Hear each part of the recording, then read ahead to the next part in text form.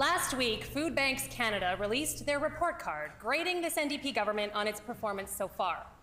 In 2024, 40% of people are now spending more than a third of their income on housing, and 39% of Manitobans feel they are worse off compared to last year. And I quote from the report, "Manitoba was among the better graded provinces, but has since declined." What grade did the NDP get on poverty measures? An F. What about access to healthcare services? An F. Food insecurity in Manitoba? An F. Spending over 30% of income on housing? An F. And finally, what grade did this NDP premier get on his legislative agenda? An F.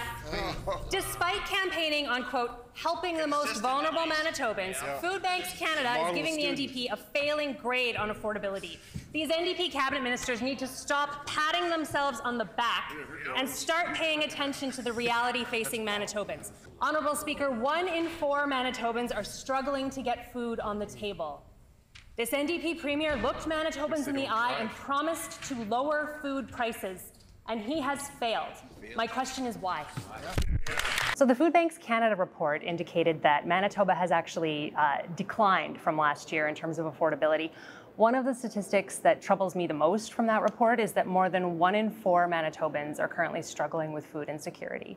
That's more Manitobans than last year. What I find concerning is that we have an NDP government in power that campaigned on this issue specifically.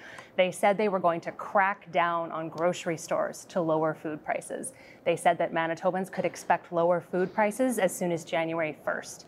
CPI statistics show that that's not happening. Food inflation in Manitoba is in fact up. And with more than 1 in 4 Manitobans currently struggling to get food on the table, I would say that the NDP strategy is not working. And I'd be interested to know how many meetings he's had with grocery retailers to demand that they lower food prices like he promised to do. Would you suggest that the NDP government does?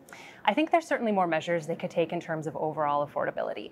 The Premier continually touts a temporary gas tax holiday as the pillar of the NDP government's affordability strategy.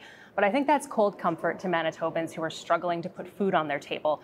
For many of them, owning and operating a vehicle is a dream, not a reality. So they are not benefiting from things like a temporary gas tax cut. And it hasn't resulted in lower food prices either. We also see the NDP raising the cost of property taxes, rent, and utilities.